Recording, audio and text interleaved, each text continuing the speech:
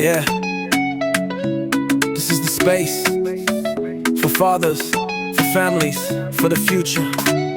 I am dad, stand proud.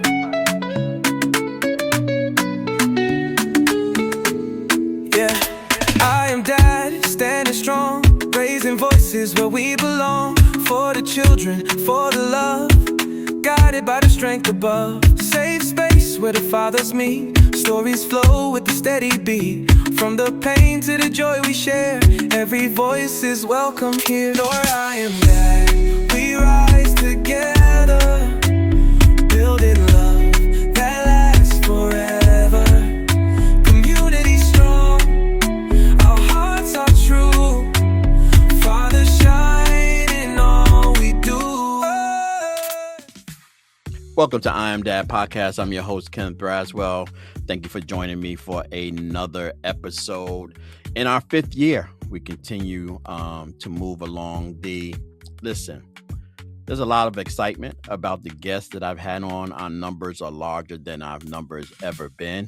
We are still deep in a lot of content around what's going on in the responsible fatherhood space. But there's a lot of legislative stuff going on, policy stuff going on. A lot of men around the country are beginning to tackle some of the obstacles to being great parents through politics and through legislation. And so it has been important for us as Fathers Incorporated, as we are beginning to step into that space more deeply. I'm learning an awful lot. So you're going to hear me talk more about that. But I'm also tapping into others who have been successful at legislatively helping to remove barriers between fathers and their children. Like our guest today, Mark Ludwig. He's a nationally recognized shared parenting advocate and strategist who has helped move equal parenting from an idea into real legislative action across the country. He is also the author of the book, The Parental Alienation Playbook, 25 Techniques You'll Need to Know Before It's Too Late. Mark brings a rare blend of policy mechanics and live urgency to his work, training advocates on how to navigate state houses, build coalitions, and win reforms that keep children meaningfully connected to both parents after separation or divorce. He has been active in shared parenting efforts across dozens of states and frames this issue as both a child well-being conversation and a system accountability conversation.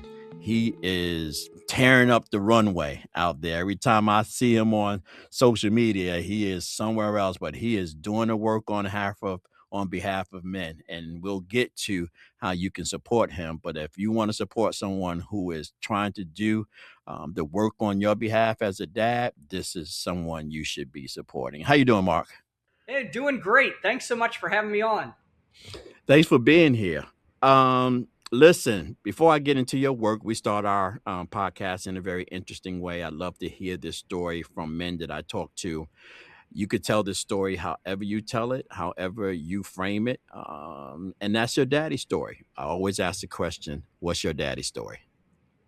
Yeah, mine ended up having a child. We weren't married, but I've always wanted to be a dad. I mean, I was one of the, usually it's the girls that dream of getting married and everything. For me, I just always pictured, because I had a great dad, and I just always pictured, man, what would it be like to have a son to go to Cardinal games with and go camping with? And I was dating a girl. She ended up getting pregnant, and we weren't married.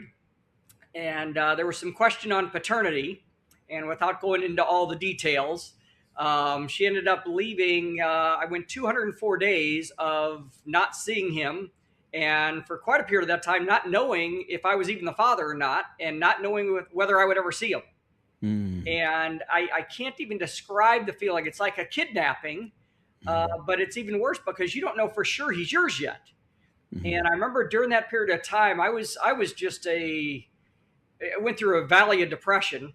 I had everything going for me at the time. I had a political career that was going. I had a business that was running, and I just lost all interest in life for anything. I just wanted to track down my son, who I thought was my son, and be a dad. And I remember at one point my mom said, Mark, what are you going to do if he's not yours? And I said, Mm. Mom, I just tell you what, two things. One, I'd rather go for it and him not be mine than not go for it and find out that I missed out on a chance to be a dad. But I said, the other thing, I don't know how to describe it. It was like a spiritual thing. I just had Hmm. a feeling he was mine. I mean, Yeah. I would have dreams at night and I was like, Mom, I don't know how to describe it, but even though there's some questions on paternity, I just feel he's mine and I'm going for it.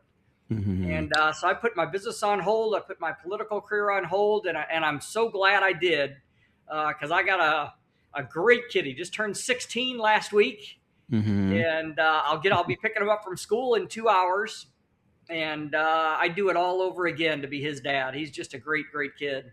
Yeah, yeah, yeah. It's interesting that you kind of tell that story in that way, because I always share my story about my oldest daughter, or my next to oldest daughter, that I didn't find out about until about 10 years ago. And so did not know that I had another daughter.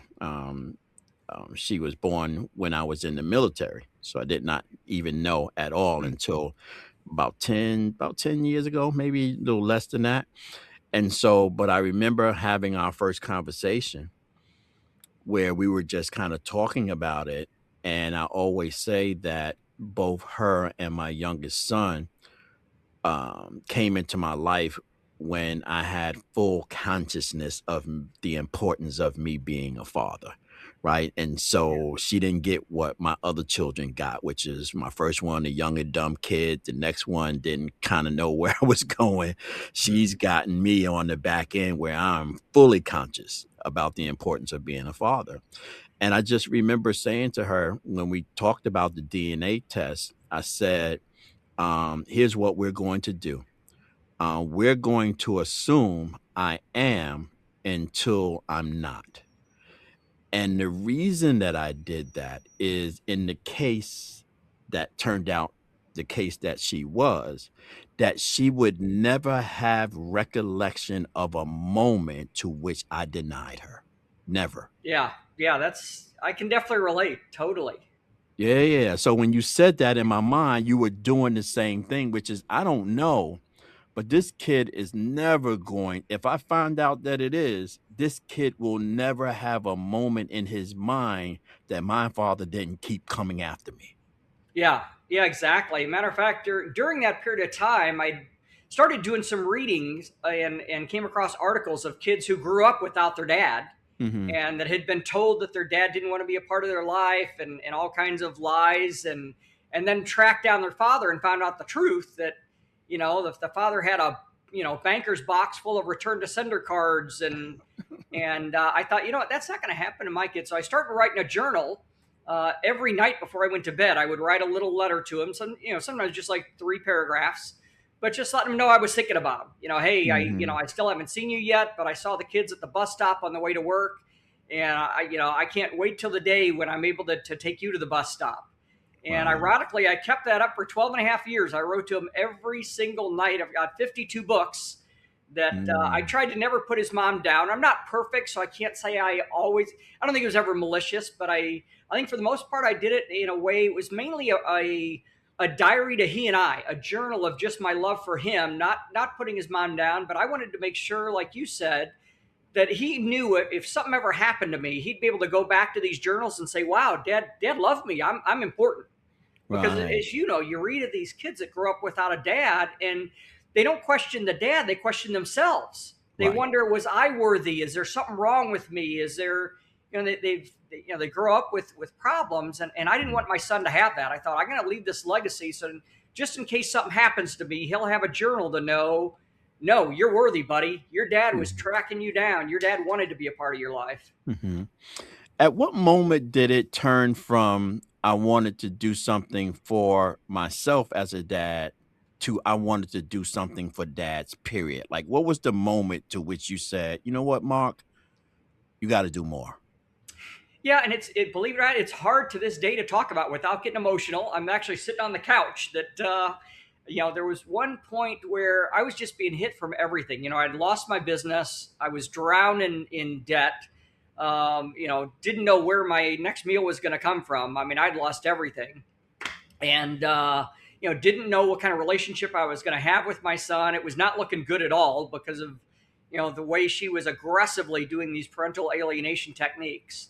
And I remember sitting on the couch one night thinking, I'm never going to have access to my son. This isn't working out. And if I wasn't a Christian, I would have committed suicide that night. And I still wrestled with it. I mean, I can remember sitting literally right here on the couch, staring at the ceiling and just thinking, why go on? I mean, and people don't realize the pain when your stomach hurts that bad. I mean, it's like if you remember your first puppy love that broke up with you, that emptiness in your stomach, that's what it felt like, but it wouldn't go away. And it was just, and I just wanted the pain to end.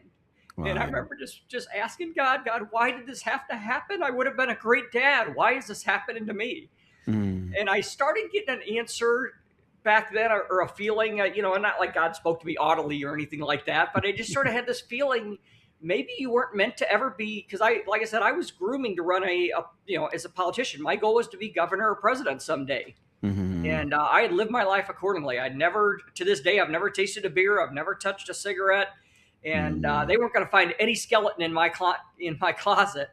And I started getting this feeling, maybe I was never meant to be a candidate.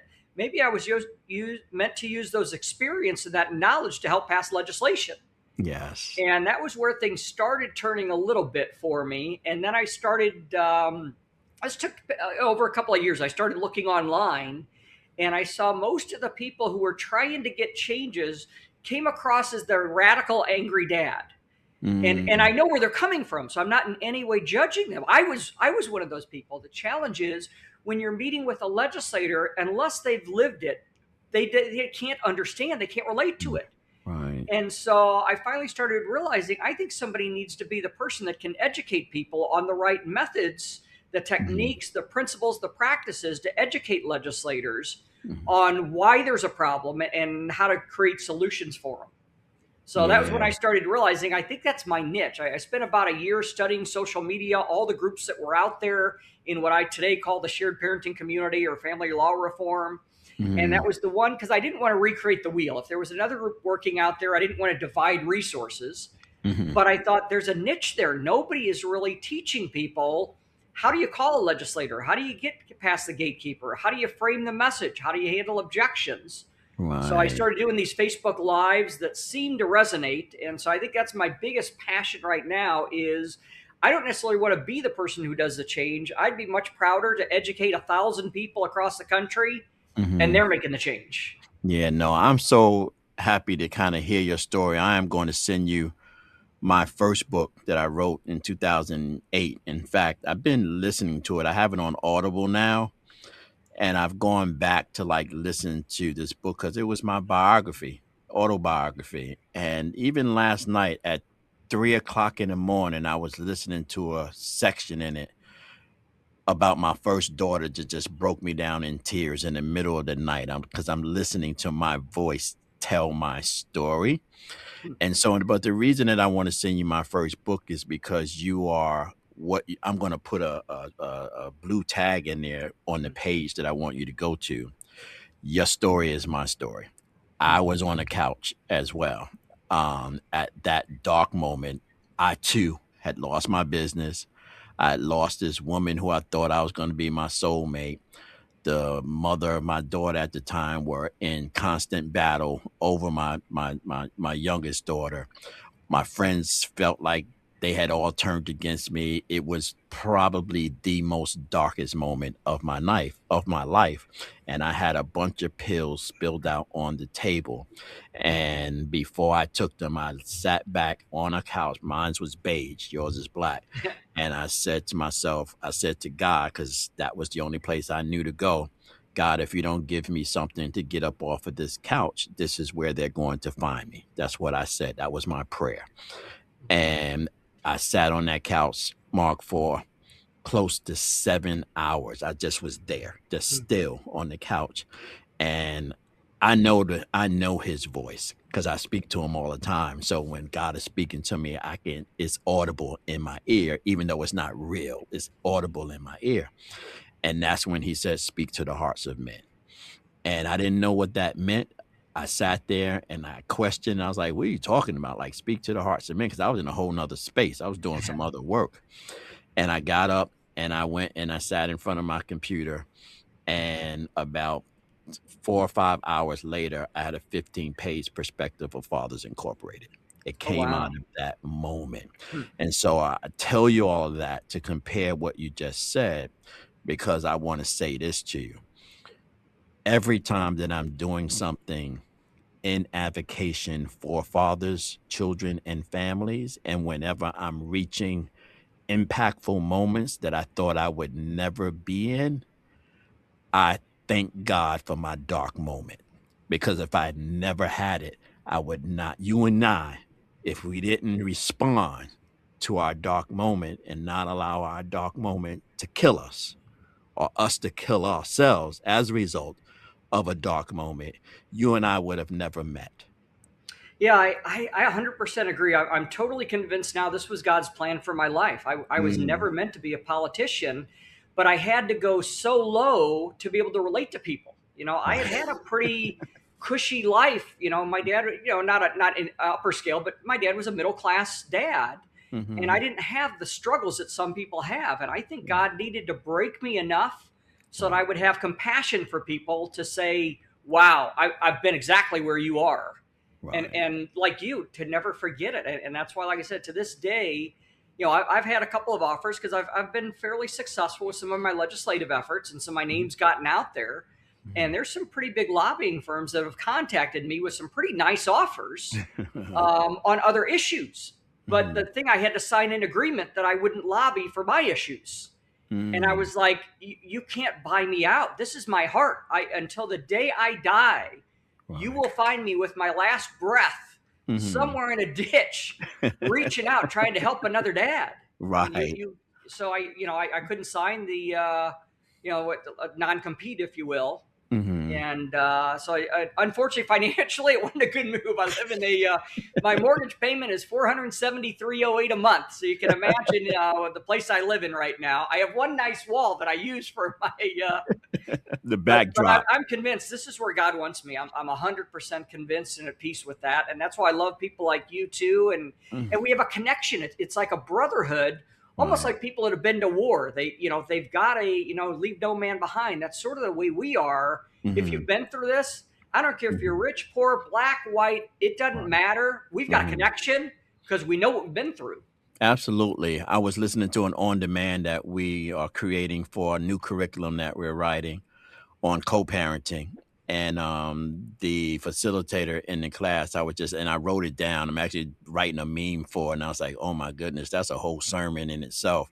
And she said, um, con- conflict has the ability to create collaboration.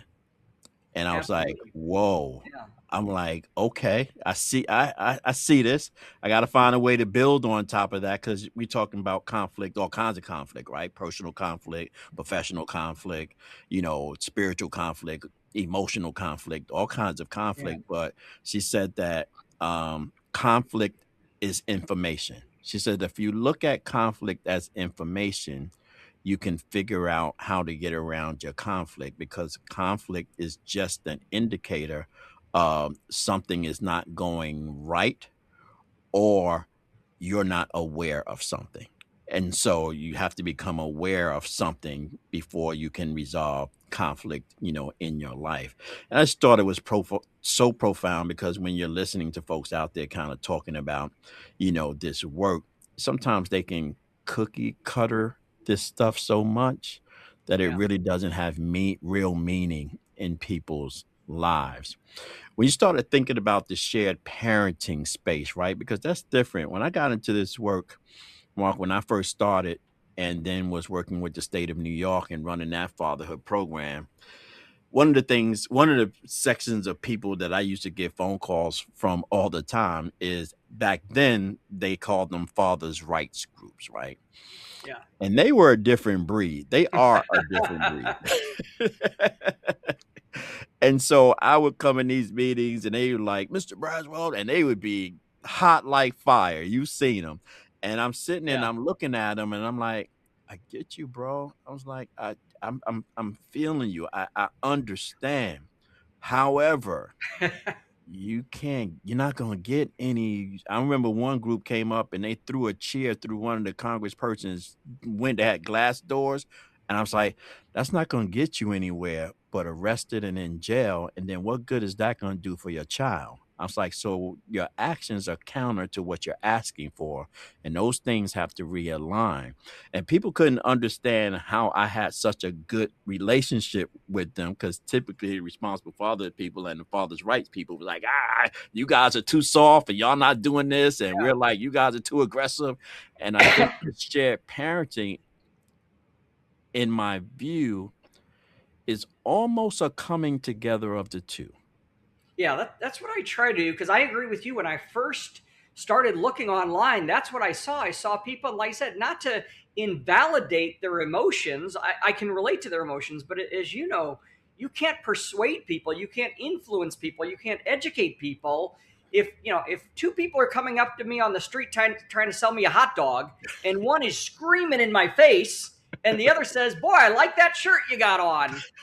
That's the guy I'm buying the hot dog from, and I'm walking down a different street than this guy. Right. Tomorrow I'm going to avoid them, and unfortunately, it feeds right into that angry dad narrative. If I'm a legislator that's never been through a custody battle, and some guy's yelling in my face, my first thought isn't, "Boy, this guy needs to be reunited with his child." My first thought is, maybe there's a reason why they don't have access to their child. Right. Yes. And they're feeding right into that. And so I always tell people, you need to go twice as far the other direction. If you go to the Capitol, wear a coat and tie. No cussing, no F-bombs, no yelling, no threatening. Seek first to understand. It's Stephen Covey, second chapter of his 7 Habits. Right. Seek first to understand. Before you can educate them, I always tell people, my first line whenever I walk into a legislator's office is not, "Hey, let me tell you about shared parenting." It's, "What do you know about the family court system? Have you ever had anybody in your family been through a custody battle?" And Right. it's so much easier to get them talking, to say, "You know what, now that you mention it, I do have a nephew of mine that went through a family court battle." And Right. it's so much easier to start the discussion that way, getting them talking and building that relationship, because as you know, in order to influence anybody, they need to know that you care about them. Yes. And so by opening that dialogue, you're creating a friendship first, creating a relationship. Now I've earned the right to give them my opinions on what I think.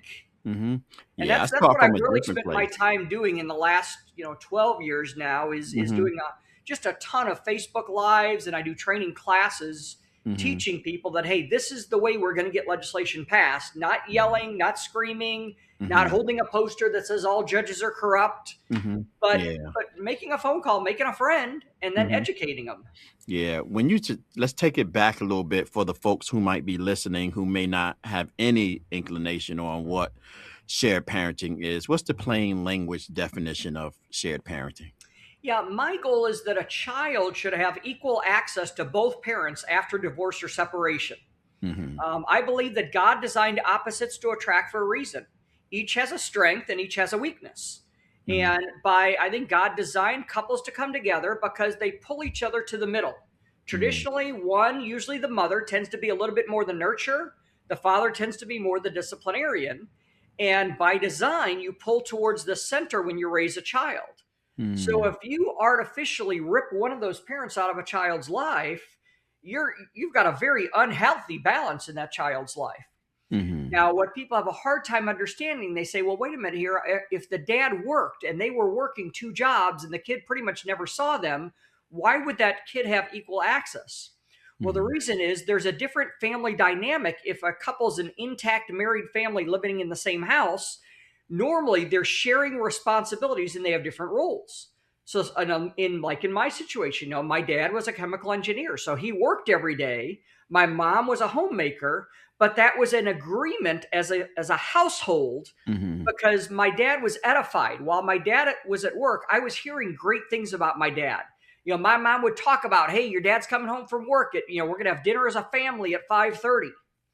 When a couple is separated and there's 2 households, you no longer have that edification taking place. hmm So both people now need to learn how to earn income to provide, and both need to learn how to be the nurturer. Mm-hmm. And I think it's very healthy for a child, because traditionally what happens in 83% of the cases, usually the dad, but I'll fight just as hard for a mom because I'm fighting for the kid. That kid needs both parents. Early on, my son only got to see me basically the equivalent of every other weekend.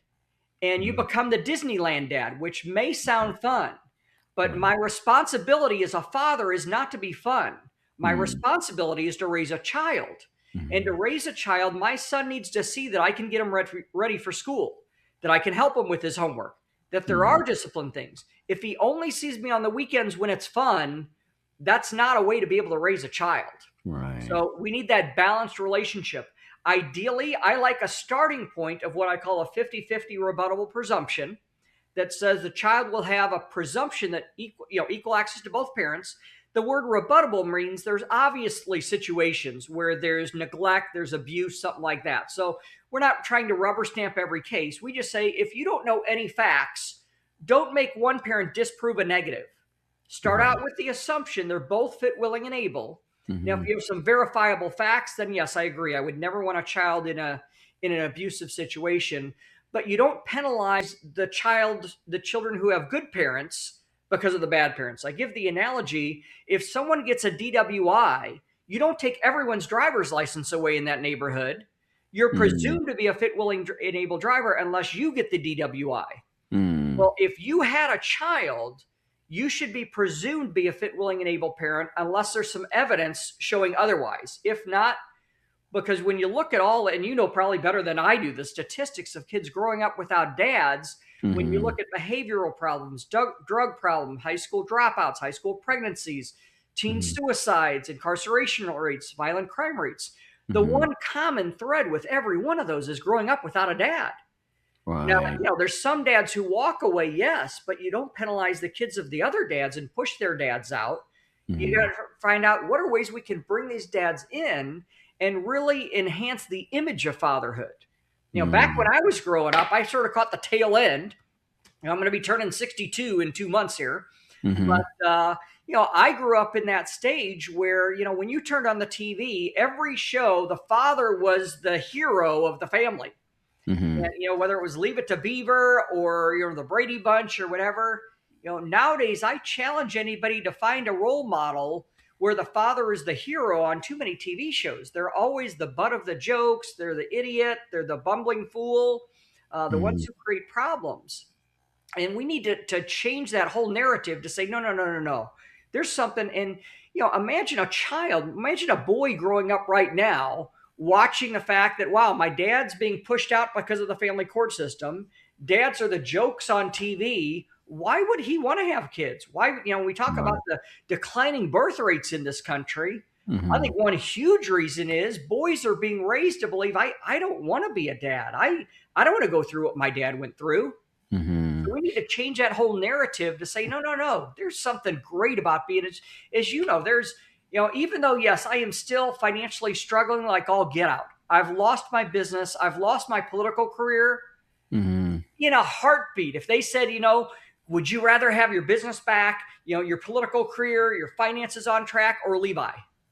I would Mm-hmm. trade all that in a heartbeat. I want to be a dad. And we need Right. to get people to understand there's something that you can't describe about being a dad. There's an inner satisfaction there, a fulfillment, and we need to enhance that in society and tell people, hey, this is something really good. This is something that should be celebrated. Yeah. I think language is something that we just struggle with. And we also don't understand the importance of the language, that we use. And so what you were describing earlier is this kind of difference between how we talk about fathers as it relates to existence and how do we talk about fathers as it relates to presence, right? Because I often say that there is no such thing as a fatherless child. 100% of all biological Yeah. children on the face of this earth were birthed as a result of a mom and dad, which means both of them exist. So the question isn't if dad exists, the question is where dad exists. But no one wants to ask the question, where is dad? Right? The Yeah. problem with that is we then say to our children, your dad exists, and they have no explanation for the hole in their heart because you haven't given them the piece that is supposed to fit in the hole that exists as a result of the absence of his father, not the non-existence of his father. So when you talk about that magnet of them pulling together, that magnet is pulling together on the same strength towards that child because both of them are equally attached to that child, which is why you can begin to understand when you rip one or the other away from it, why it is so devastating. Right. Yeah. And why the pull never stops, right? So the magnet never stops. Mothers are trying to hold on to it. Fathers are trying to hold on to it, but there are all these things on the father side that's using a little more strength to pull them away, but they're trying to boomerang back, and all fathers don't come back in the way that is societally acceptable. That's how I think about the fathers' rights people. Like they Yeah. are trying, when you unleash them, they boom back right into the child and destroy everything that's in their spaces. And I think if we just slow down a little bit and start making sure that we are using the right languages when we're talking about this. The other one that drives me crazy is win and loss, right? So you go into a court, you go Yes. through your proceeding, and then mom goes wherever and they say, "How did it work out?" And she says, "I won." Well, if somebody won, somebody lost, Exactly. Yeah. right? And the dad doesn't want to go out thinking that I lost my child because that's what it means. And so, but no one understands the damage that that creates when you are constantly saying to someone, you're lost, you're losing, you're losing, you're losing, you're losing, and you're losing. She won, she won, she's winning, she's winning, she's winning, she's winning. Because we're thinking about it from a relationship point of view. They're thinking about it from a parental point of view. I've Yeah, and lost my because I've noticed the same thing. I've got, close to 1 million followers in the shared parenting community aggregate. And I hmm hear on a daily basis people tell me, they say, Mark, I wasn't as mad at my ex until I went into my first family law attorney's office and said, hey, we're getting a divorce. We want to do what's right. And my attorney told me, hey, look, in our state, you're not going to get 50-50. One of you is going to, like you said, one of you is going to win and one of you is going to lose. So Right. unless you want to lose, I need you to help me dig up dirt on why you're the better parent and why they're the. Now, what couple that's been in a relationship doesn't have dirt that they can dig up on either Right. one of them? Right. And here's a chance a time that they should be focused on raising the child instead of rehashing the worst of their garbage and hmm rehashing it in a courtroom. That's why I like this 50-50 rebuttable presumption. Imagine going into a law attorney's office and they say, look, in our state, you really need to learn how to co-parent. Unless there's an overriding reason why they're unfit, unwilling, or unable, you may as well put that money in your own college fund. Because hmm the challenge I see is, like you said, for the minute you walk into that family law attorney's office, the perception is a win-loss philosophy, and Right. it never ends. Even Right. after the court battle, there's always this, oh yeah, she said this, so I'm going to say this. And Right. and that's one thing that I like. We've got this Missouri fatherhood engagement bill this year that I think is going to pass, patterned quite Mm. a bit after the Florida bill from a couple years ago. Okay. And we're partnering with groups like yours, partnering with groups in the community. There's one segment that really fits my community of people who have barriers through the family court system to being a dad. hmm But then we have another segment. They do have access to their kids, but they don't know how to co-parent. They Mm. hadn't been in a co-parenting relationship. They don't realize, hey, you need to focus on what do you agree on? Don't constantly be under the attack. If you feel threatened, ask the question, hey, this is how I perceived what you said. Did I perceive this correctly or not? Instead of, you think they said something, you're going to get back at them. That's a very Mhm. unhealthy way to raise the child. But Yeah. you've also got a segment that now it's generational. They didn't have a dad. How Right. can you be a dad if you didn't have a role model to know how to be a dad? Right. And it gets worse. So that's why I like Mhm. these fatherhood engagement bills. Is it really is re-educating people on, hey, these are healthy ways to re-engage with your child and to engage with your co-parent. Because as much as, obviously, that situation I went through with Levi's mother, I know you're always supposed to forgive, and I do forgive her, but it still is part of you. You can't get away from that feeling of those 204 days. But Yeah, you got yeah. to, though, because it wasn't your child's fault. And people Right. have to realize it doesn't matter how much animosity you have to that other parent. Your child should never feel the anxiety, because a child can sense tension. You don't Oh, even need to say absolutely. it. They can Yeah. feel it. And Yeah. imagine the anxiety level that goes up to a 6-year-old, a 7-year-old, an 8-year-old, and they can't even articulate. They can't say, hey, I'm feeling threatened. I don't feel comfortable. I'm feeling Mhm. anxious. They just Mhm. bottle it up, and they learn in life, hey, don't share your problems. Don't just hold everything in. And Yeah. one day around age 17, 18, it Mhm. isn't held in anymore, and it's released in very unhealthy ways. So I Absolutely. always tell people, you've got to, I don't care how much you hate your co-parent. Too Mhm. bad. Don't Right. ever let your kids see it. Yeah. I always say that you cannot hate the mother of your child more than you love your child. Definitely. Yeah, I Hate can't fully win agree with out that. in that scenario.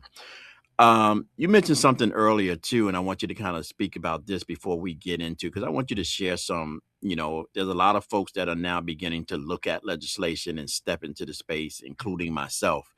And that's a different space. And I'm learning a lot in the last like 2 months or so that I've kind of been in it, actually over the summer. And then now one, just learning about the process of legislation.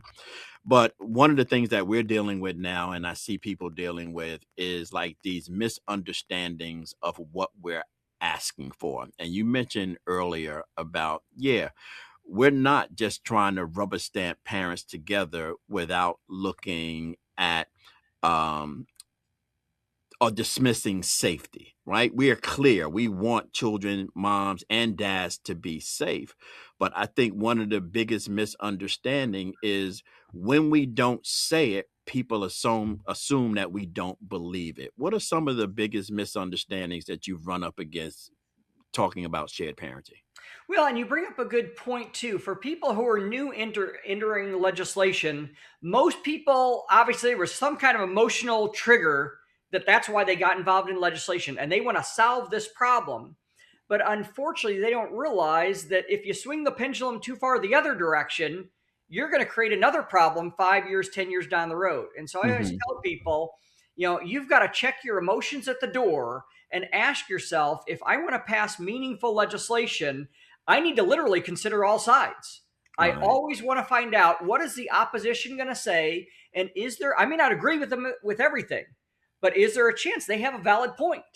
Mm. Just like with ours, there's people in our community that say, no, you need to guarantee 50-50 no matter what. And I'm Right. thinking, now, wait a minute here. If somebody has sexually abused the child, has, physically abused the child, no, you don't want them having 50-50. Right. I Right. do want them to have access in a safe environment, because the child needs that parent. I've got Hmm. a guy that I went to high school with. His brother committed 2 murders, and still blows my mind. You never would have imagined this from this family.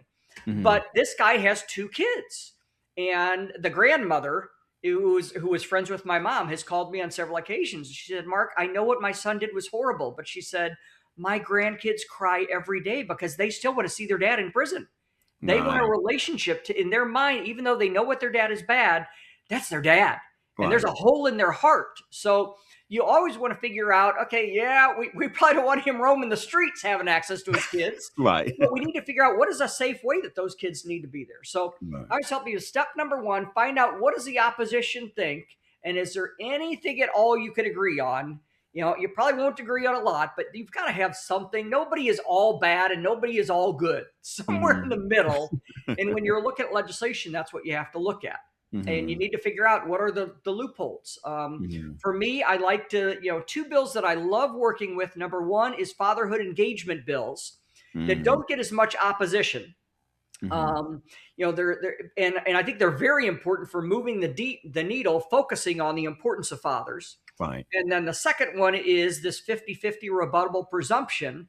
But within there, you have what we call determining factors. So a judge is going to look at, do the parents live close enough to each other? If Right. one lives in New York and one lives in California, Right. the kid's not going to be able to go to, 1 week with this parent, 1 week with this parent, flying back and forth. You've got to figure out a different dynamic. If they're Right. special needs kids, there may be new dynamics in there. If a Mhm. child has severe autism or severe needs, there may be something you're going to have to vary that schedule. Mhm. If one parent may not really want to, the parent gets the child and they go to the grandparents' house, they're not even with them. Right. So we call Right. those determining factors, and each state has different determining factors they look at, that a judge looks at these factors and says, based on these things, these would be ideas that you might rebut that presumption. But Okay. you start with the presumption of 50-50, then the judge looks at these factors to say, would this bring up a consideration to rebut that presumption? Yeah, you got me writing down notes when you said that. The factors, I'm like, I was like, because those things aren't standard across the country, right? They're different. Every state has done them differently. Missouri, we've got 8 factors. Pennsylvania just changed. I think they're down to 13. They did have 16. I think they're down to 13 now. Michigan, I believe, has 24. So each state has a Wow. different number based on different things. Okay. Some Yeah. are a little bit more liberal. Like in my community, the 2 pieces of opposition we get is the bar association, the attorneys who don't like our bills, Mhm. and understandably so. If you can get a couple to fight and have that adversarial relationship, you can keep racking up billable hours, because a Yeah. couple will give up on their car or their house, but they probably won't give up on their kids. Right. And I'm not saying all attorneys are unethical. There's some great attorneys out there, but Mm. attorneys will even admit, obviously, if you keep that, if you have a 50-50 in a state, unless you've got some overriding reason that a parent shouldn't be a parent, that bill is going to be substantially less. I Right. have a lot of friends of mine that their bills are well over $100,000 in legal fees. Mm. Whereas if there was a 50-50 in their state, that bill would probably be $3,000, $5,000. Right. And all that money, sadly, that money could have gone into a college fund.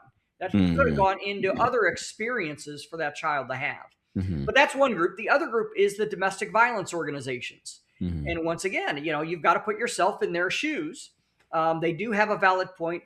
My biggest concern with them is to make sure that there's at least some substantial proof to these allegations. You can't just randomly say, "Hey, this person's unsafe," or "This person did this," and we're going to take their parenting rights away from that person and rip Mhm. the child away from the parent. You need to have some kind of documentable proof. I've talked with many social workers that have told me, many have told me, they said, "Mark, in 8 out of 10 cases, if it's in the middle of a custody battle, 8 out of 10 cases that we get to investigate are going to turn out to be 100% unproven. They're just used to get the upper hand in a court battle." Mhm. And the real tragedy of that is, what about the 1 or 2 that are really being abused? And imagine a CPS worker that's been through 8 cases in a day that are just so blatantly false. Mhm. And their guards down, and now they get to the one where there's really abuse and they're like, the last 3 have been false. And now Right. that is so that's what we want to make sure, that in these cases, that is there some kind of proven abuse or a history of abuse. Right. In some cases, you get a situation where, say, a mother will throw a plate at the dad, and Mhm. the dad's trying to get out of the room to avoid the confrontation and cool down. Right. And the mother stands in front of the door. The guy pushes the wife out of the door to get out of the door. Now, I'm Right. not saying that happens in every case, but that does happen, though. Right. So we need to analyze it. And the other key that I would like to see is, if there was true abuse, that's criminal. That Yeah. shouldn't be adjudicated in a family court. That should go to a criminal court to figure out, was there true abuse here? Right. If so, now we do. I want to see that brought up in the family court, because now we have proven abuse that's been proven in the criminal court. Right. But we Yeah. call it the silver bullet. Almost every attorney will tell you the silver bullet is used all across the country to get the upper hand in custody cases on a Right. regular basis. Yeah, which is so, again, where I have to bring you back on to talk about Georgia. Georgia is its own animal in and of itself, because we're the only state in the country that has no presumption, especially for non-married fathers, which is the legitimation issue, which is why shared parenting bills don't work in Georgia for every dad. They work for married dads or Yeah. pre-married dad, but it does not work for a non-married dad. And unfortunately, half of the outbursts that happen in the state of Exactly. Georgia, or to In have today's society, yeah, like half that, of them right? are, I was one of those. Wasn't the way I was raised, and I'm not proud of it, but it was an Hmm. unmarried situation and it happens. So, Hmm. you don't make the kids pay the penalty for that. Those kids still need their dad in there. Absolutely. And so that's a whole nother conversation. But what has been some of the great feedback that you've gotten from states like Missouri and other states that you have been successful? Have you seen some evidence that that was a great thing that happened for that particular state? We actually have Kentucky. We actually have some statistics to show that divorce rates and domestic violence rates have dropped by 25% in Kentucky since we passed the Kentucky bill. Hmm. Anecdotally, in the state of Missouri, I'm pretty well known in Missouri because of all the work that I've done. And I talk to attorneys, judges, people all across the state on a daily basis that tell me, Mark, it is amazing how that adversarial relationship has dropped now, because Mm. couples realize that, you're probably going to get 50-50 anyway. So you may as well learn to, and I noticed it in my own situation. I had been for 12 and a half years, basically the every other dad, every other weekend dad. 2.5 years ago, his mother got remarried to a guy, and a great guy. And unfortunately, she didn't allow me to talk to him. And Mm. I'm not allowed to be around him too much because she's going to find out. I think she's told him that I'm a deadbeat dad and don't want anything to do with him or anything like that. But he's got 2 homes in Pennsylvania, and they do very well. But once they got married, all of a sudden she started wanting to travel with him all the time. And I Mm. went from the month after they got married, I actually had 20 overnights after going from 4 overnights a month for 12 and a half years. And I noticed myself, because prior to that, she's habitually late. Once again, opposites attract. My dad was an engineer. I'm always 5 minutes early, Mhm. if you go somewhere. And not putting her down, but she's one of the types that's usually 30 minutes late, an hour late, and a lot of times they won't even call. Well, that may not mean a lot, but if you only get your son for 48 hours, or the first couple of years, a lot of times I only got 1 overnight at a time. Mhm. And, if you're only getting 1 overnight and the drop off, the exchange is supposed to take place at 5, and you don't get him till 7, when he's 4 years old, he's going to bed pretty much. You just lost that whole night because they were an hour and a half late. Mhm. What I've noticed is when I started getting 15 overnights a month and 20 overnights a month, I don't like when she's an hour late, which happens a lot to this day. There's times it's an hour, 2 hours, 3 hours. And my Mhm. attitude is, you know what? Who cares? I'm going to give him the next 4 days in a row. Right. Let's not die on this hill. Right. And I've just noticed that the fighting has just not totally gone away, but you just realize, you know what, it's not worth it to die in this battle. I'm going to get him the next 4 nights in a row anyway. Yeah, she was Mhm. 3 hours late. Let's just go with it. And Yeah. and I think most people realize that you know what, you don't fight over 1 hour here, 1 hour there. But if you're only getting 48 hours every other week, oh, you better believe you're going to fight over that 1 hour, because 24 of those hours when they're younger is going to be spent sleeping. You're really only getting 24 hours. If you miss an hour Mhm. or two of that, that's a lot of Yeah. time out of there. Yeah, it is. I get a lot of emails from guys that, you said it earlier, you know, something happens in the relationship, they break up, and now they're both at each other's throats. The children are in the middle. They're in the middle of child support, custody, and parenting time, and they're not getting along, and just all kinds of chaos and craziness is going on. And more of them are turning to, you know what, I want to start a fatherhood program, or I'm going to do some legislation. I'm going to do it. And I get those emails. Hey, Mr. Braswell, can you help me start a Oh, program? oh, My on a child daily support. basis, I get. Oh yeah, I'm going to start a new 501c3. Literally 2 or 3 a day I get. What do you say to them? What's your response to What those? I always encourage people to do is the same thing I did. I spent a year. My dad was an engineer, so I'm one of the wackadoos. I literally spent a year where in my condo I had posters where I had written down all the organizations were out there. What are their strengths? What are their weaknesses? What are their leaders doing right? What are they doing wrong? Because I didn't want to start a brand new organization, because by doing that, you're dividing the finances, you're dividing the people resources, the labor resources. You're so much more effective if you pull together as a group than 8 million organizations all doing their own thing on their own. Mm-hmm. So that's why I try to stay within my lane, is educating people on the legislative process. Okay. So that's why I like collaborating with people. If somebody else has a different group, I don't want to do what you do. I'd rather partner with you for your Mm-hmm. programs. I can work on the legislative. And now when we need fatherhood programs, hey, I tell you what, I know this guy in Georgia I can connect you with. Mm-hmm. Hey, we've got this person, we've got a guy, buddy of mine, Anthony Cancel, works a lot on pro se ideas for Okay. dads that are going through, I don't need to be the pro se dad. We got one of those. So I always tell people, when a team runs out on the baseball field, you don't want everybody running to the pitcher's mound. Right. You better have somebody in Or right running field. into each other, right? Exactly. So find your niche, find what you're good at, and don't compete with somebody else. Collaborate, and we're going to be so much more powerful by doing that. But I can almost promise people there's not really a need to create too many more new groups at this point. Find a group Right. that's out there that you like their philosophy Right. and work with them, and you'll get a heck of a lot more done by doing that. Yeah, I think social media has a lot to do with Yeah. people wanting to be seen as changing the world. It's something about social media that, everything that you do. I always kind of I hesitate walking into this conversation because I know with Fathers Incorporated, social media is a big part of how we continue to move our messaging forward. So I understand it.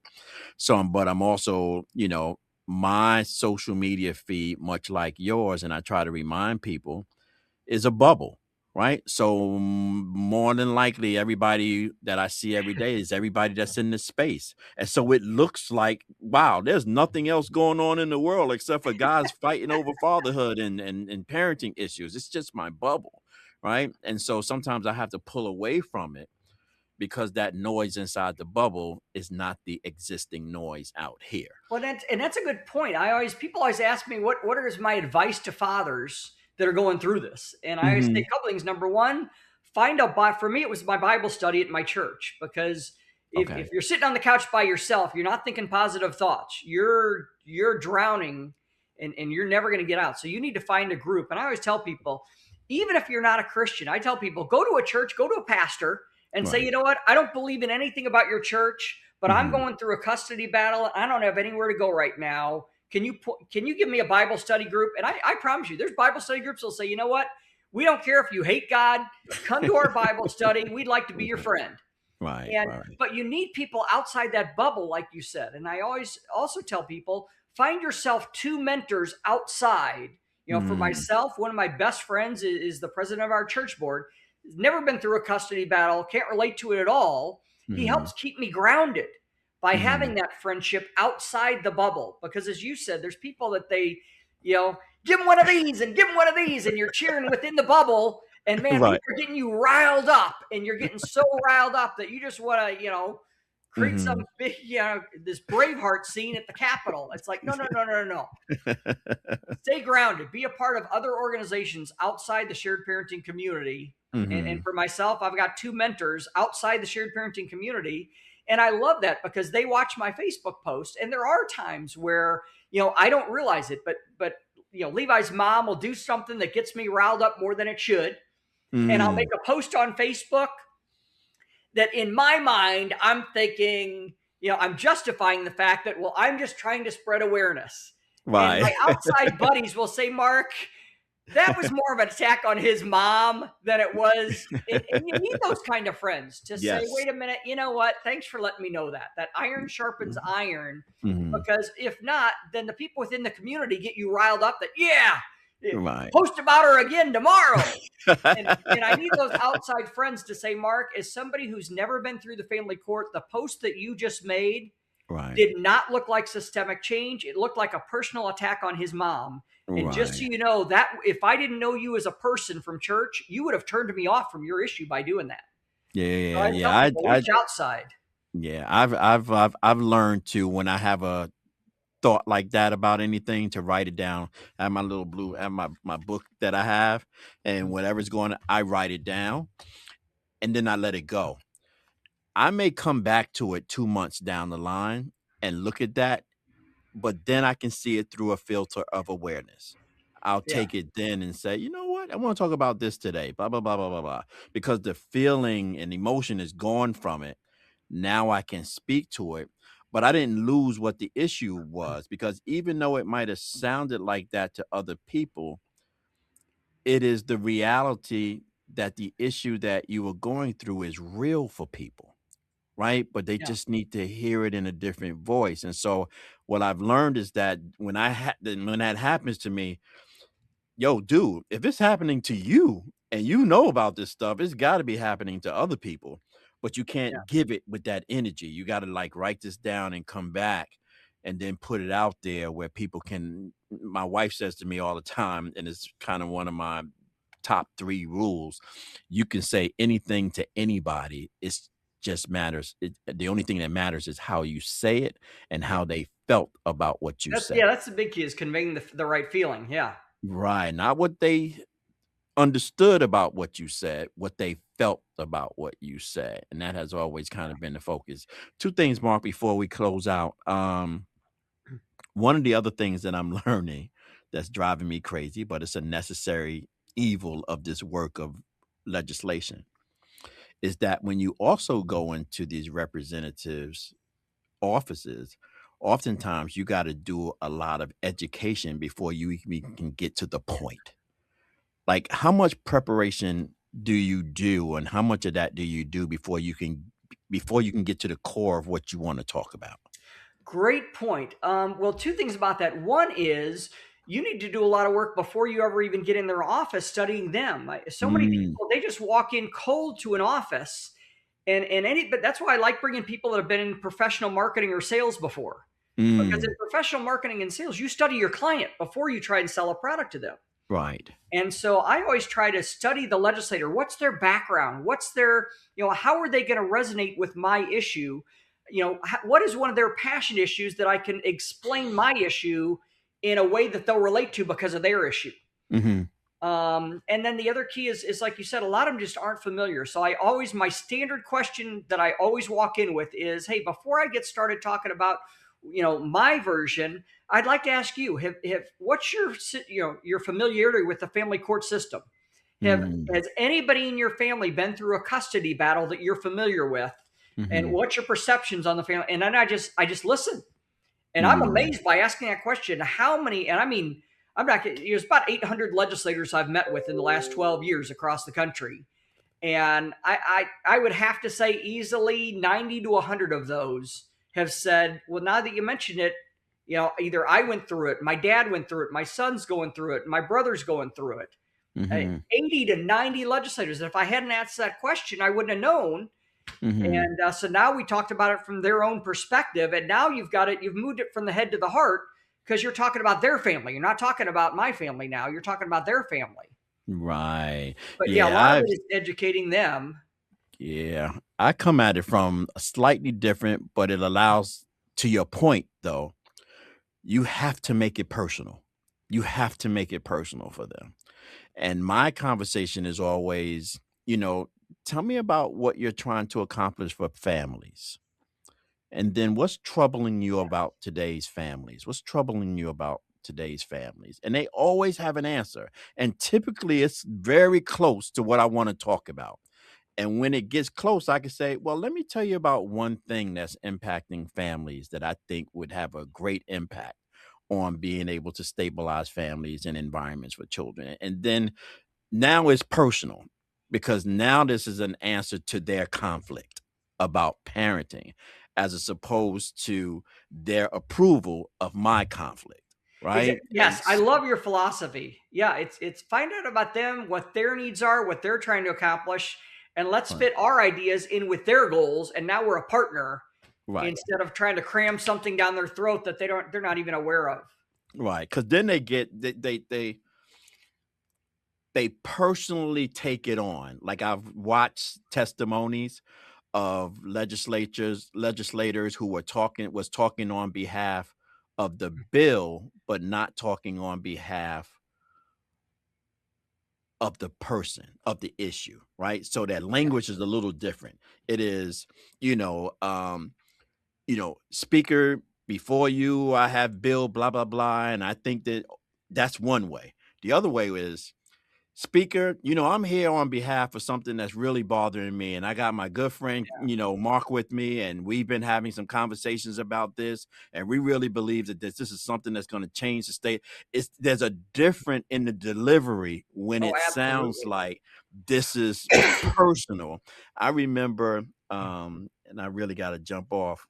I met um, um, Congressman Schumer years before he was politics, and he came. I used to work for an urban league in New York just before he was senator in New York, and he came to visit us, and he sat down in a room with about 10 of us in the room, and he was telling us why he wanted to go into politics. And he says, one day, he says, my kids love eating cereal. He says, and my wife sent me to the store to get some cereal, and I walked in because I had never purchased the cereal. I would go pick up eggs and other things, but never the cereal. And he says, and I looked at a box of whatever it was, and he says that it was like $4. And I was like, wait a minute, like what? Like $4? He says, and I just started looking at the prices of things that was inside the store, and I started looking at people. And he says, I started looking at people like, there's no, he started like this, it hit him that there are people in the store that was there to get food for their families that were paying these exorbitant prices. And he said, I just thought that was the word. He says, I wanted to do something about that. And I wanted to come in. And that was his personal, story. And I never forgot that a lot of these men and women who walk into these spaces do have something personal that they're trying to solve. And more often than not, those personal things are attached to people and family. And so, this conversation that you and I are having are experiences that almost all of them, to a measure, has bumped up against, even if they are still happily married, never married, or whatever. There's somebody close to them that they are very intimate with and have seen it in real time take place. And I think so when I talk to folks, guys who call me, my question to them first is, how personal is this to you? Like, are you just trying to solve your problem, or are you trying to solve the problem? Because if you're trying to solve your problem, you're getting nowhere. Yeah. If you're trying to solve those problems, you better roll your sleeves up and, Yeah. and put your big drawers on, because it's going to be a long walk and it's not changing quickly. Tell people about your book, because I'm curious. I went online to look for it, and then I stopped and I was like, I got to get Mark's book because it looks like there's some good stuff in I'm there. excited. This is my first full book that I did on my own. I got my author's copy yesterday. Aha, So nice. I got to double and triple check it today to make sure there's no spelling errors. But Okay. I'm, to be honest, I'm really not a writer. But I started doing these memes about 3.5 years ago of just different parental alienation type techniques that would come up. And now there's a big difference. For those that don't know parental alienation, it's basically when one parent intentionally tries to sabotage the relationship with the other parent to Mm-hmm. try and alienate that parent out of the parent's life. Now, you have to distinguish between what are just random things that come up. In co-parenting, you're not going to have a perfect. So you have to really distinguish. Parental alienation is a very intentional, strategic pattern. It's not one or two things a month. This is Right. this is a daily thing, because I don't Mm-hmm. want people getting paranoid thinking, oh my gosh, Right. my co-parents. No, this is strategic. But the reason I wrote the book is I started doing this, I had people sending me messages saying, I didn't realize that. And so a couple Mm. of the things that I did, the biggest reason I did this for is the brand new parent who's new to a co-parenting situation that is with the toxic parent. And there's somewhere, depending on which survey you believe, between 8 and 13% of co-parents that are what we consider toxic, that Mm-hmm. they have problems from childhood that are unresolved, and they're passing those childhood problems onto the co-parent. Mm-hmm. And that's a situation that I go through. But so I put these 25 techniques out there so that a brand new parent can recognize them before it's too late. Because sometimes some of these things happen and you pass it off and you don't realize until a year later, wow, that was a pattern. So I go through and Some of them are pretty simple. People can imagine. One of the first ones is the phone gatekeeping, where you call and the phone isn't answered. Right. And you think that, they're just eating or something and they had an excuse, and you don't realize that child is being told that you haven't called all week. Right. So, I go through the fact you don't want to put the other parent down. You just want to let your child know, hey, I called every night this week. You guys may have been busy, or your mom may have accidentally had the phone off, but just so you know, I called every day this week. Right. Because otherwise that child's been being told your dad isn't calling. Right. Then there's what I call phone monitoring, and this is a very dangerous one, where while you're talking to the child on FaceTime, you see them looking out of the corner of their eye constantly, and you know what's happening. That parent is standing right there. Right. And imagine a 6-year-old, 7-year-old child. In their mind, they're thinking, uh-oh, I hope I don't say something wrong. Right. I don't want to show too much excitement, or the other parent looks mad that I showed excitement. So they learn to curtail the excitement. Right. Is there something wrong with this parent? And that's why my one parent has to guard the conversation, because that parent's and what an unhealthy bond. I want my son to know, hey, I want you to have a relationship with your mom. When she calls, go in your room and talk to her. I don't want to be interrupting you. I don't want to be having, when she asks a question, I don't want to be the one to answer. Right. No, you should have a free flow conversation. Yeah. So I go through a lot of these techniques that happen. And like I say, there's 25 of them I go through in the book to try and help new people go through a co-parenting situation, be aware of them. Mm-hmm. And then I throw in ideas, because what you don't want to do is put the child in the middle. The number one thing that I have when one of these things happened is I want to reduce the anxiety level in my child's mind. I don't want to increase that anxiety level. Right. So you don't want to tell the child, man, your mom's doing this, your mom's doing this. No. You want to figure out how's a way that you can counteract that without your child even knowing it's going on. And like I said, the simple things is the gatekeeping. You don't tell, hey, your mom's not answering the phone when I call. No. That's going to raise the anxiety. Hey, your mom may have been busy. She may have, but I want to let you know, I tried to call every night this week so I could hear your voice. Right. Okay. Listen, I can't wait till it comes out. Tell folks when it comes out, where they can find it, and how they can get in touch with you. Yeah, it should be out in about 2 or 3 weeks. We actually have a website called Parental Alienation Playbook.com. All connected. Parental Alienation Playbook.com. And they can find information that when it becomes available for the pre-launch, and then it will be available on Amazon as well. All right. Mark, it's been a pleasure. Thank you. I follow you. I'm a fan of the work that you're doing. I always tell you to call me, put me in, let me know about what you're doing in June. I was going to say, I definitely have you, because I am working. Matter of fact, I've got a meeting at the White House in 2 weeks. Okay. Talking about different fatherhood programs. And once again, my expertise is legislation. I need people that are more like you, boots on the ground. So I want to pull people in to say, hey, have we thought about everything? Let's brainstorm here. So yeah, you're on my A list of people that I want to get involved in that conversation with the White House Fatherhood Commission. Yeah, let's go. Let's make this happen.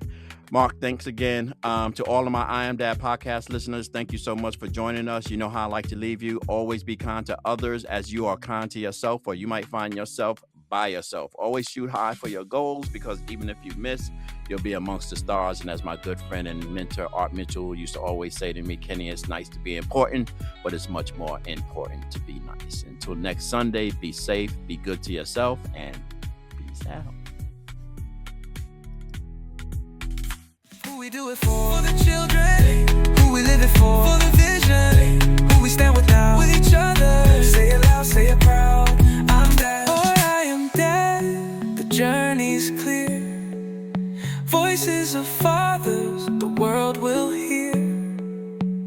Hope and strength in all we do. I am dad, and so